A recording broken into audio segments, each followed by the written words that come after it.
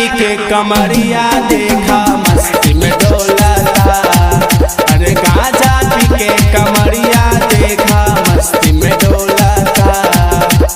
दूधवा में भंगिया मिला के सबके पिलावाता। दूधवा में भंगिया मिला के सबके पिलावाता। गांजा पी के कमरिया देखा मस्ती में डोलता। अरे गांजा पी के कमरिया देखा मस्ती में डोलता।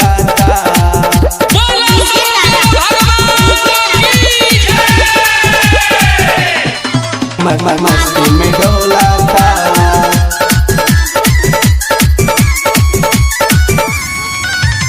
सावन के पावन महीना बारे जोशीला।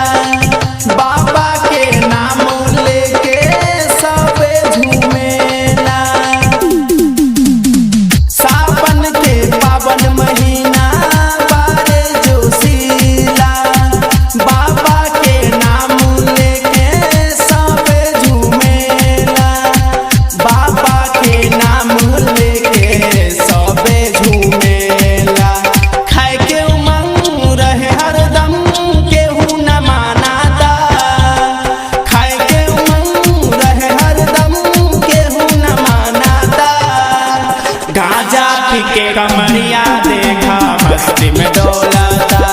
गांजा पी के कमरिया देखा मस्ती में डोलता। बोला बोला डीजे राधे बाबा की। मस्ती में डोलता।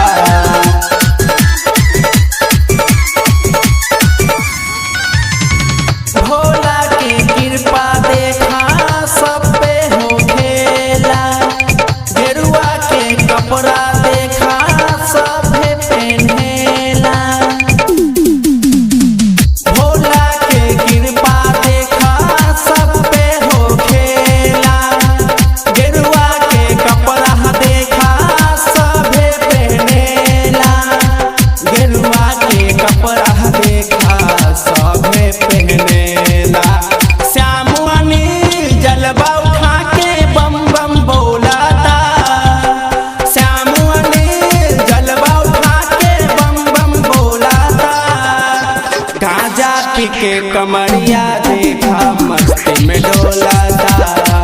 अरे गांजा पी के कमरिया देखा मस्ती में डोलाता।